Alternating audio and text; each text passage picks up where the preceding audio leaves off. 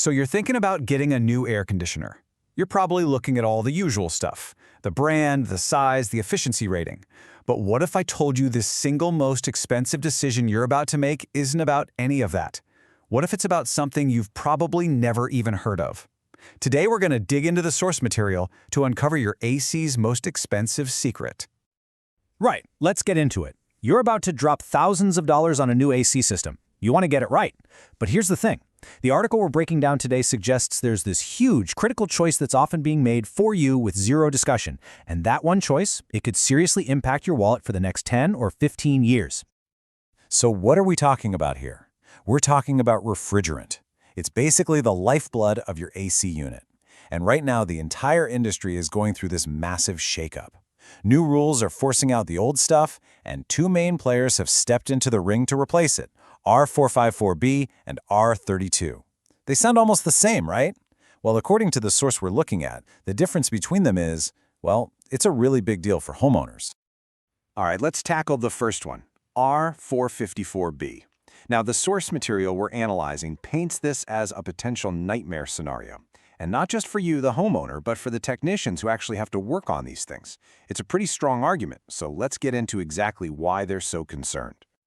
Okay, so the most important thing to get your head around with R-454B is that it's what's called a blended refrigerant.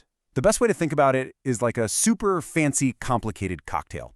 It's not just one thing, it's a specific mix of different ingredients. And for that drink, or your AC, to work right, that mix has to be perfect. If that ratio gets messed up, even a little bit, you've got a big problem on your hands.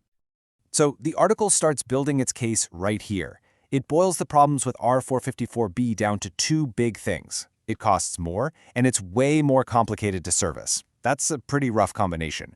But hang on, what's the other option? We're getting there, I promise. Let's dig into that service nightmare thing, because this is huge. Since R-454B is a blend, that cocktail we talked about, if your system gets even a tiny leak, a technician can't just top it off. Why? Because you don't know which part of the cocktail leaked out more than the others. The whole remaining mix is now totally ruined. It's unbalanced. So what has to happen? The tech has to suck all of the refrigerant out and start over from scratch. And you can bet that is a much, much more expensive service call. And just to be crystal clear, the source puts it in no uncertain terms. I'm quoting here. You cannot add R-32 to an R-454B system, period. This isn't like, oh, I'll just use a different brand of oil in my car. No way. The article makes it sound like this is a catastrophic, you just destroyed your entire system kind of mistake. Okay, so if the blended stuff is the problem, according to this article, what's the solution? This is where the other contender, R-32, comes into the picture. Let's see what the big deal is with this one. So remember that complicated cocktail? Well, R-32 is the exact opposite. It's a single component refrigerant. The article basically describes it as being pure. The easy analogy? Think of it like a glass of pure water. It's just one thing. It's simple, it's predictable, and if your AC has a small leak, you just top it off. You don't have to worry that you've ruined the whole batch. All right, back to our face-off. Let's fill in the other side of the chart. And boom, the contrast, at least from this source's point of view, is pretty stark. Suddenly we're talking about lower costs, simpler service, and even higher efficiency. Yeah, it's a totally different story. The article really drills down on four key wins for R-32. First, it's cheaper. Not just the refrigerant itself, but the service calls too. Second, it's simple. Because it's a single component, topping it off is no big deal. Third, it's apparently more efficient, which could mean lower energy bills for you. And number four, and this is a big one, it's what they call EPA future-proof. It already meets the new rules, so you're good to go for the long haul.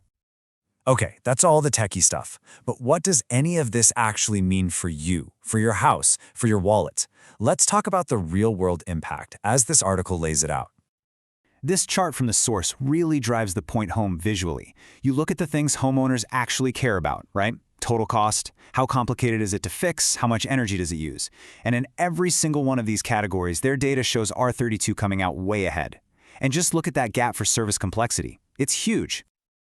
So here's the path to savings, according to the source. It's a simple chain of events, really. You choose a system with R-32. That choice leads to way simpler and cheaper service calls if something goes wrong. And when you think about the fact that you'll have this AC unit for maybe 10, 15 years, yeah, those savings from fewer headaches and lower energy use could really, really add up. All right, so we've gone through all the technical details, the real-world stuff. What's the bottom line here? What's the one big idea this article wants you to walk away with? The source calls this the raw truth, and its conclusion is pretty blunt. R454B is the expensive, complicated way to go. It argues that R32 is just simpler, smarter, and way more cost-effective in the long run. Not just for you, but for the contractors who have to work on it. This is that expensive secret, and knowing the difference could save you a ton of money and a whole lot of stress down the road. So, the next time you're shopping for a new air conditioning system and the conversation is all about brand names and efficiency scores, now you have a new, powerful question to ask. A question you probably wouldn't have even thought of before today. What kind of refrigerant does it use? Now you know what to ask.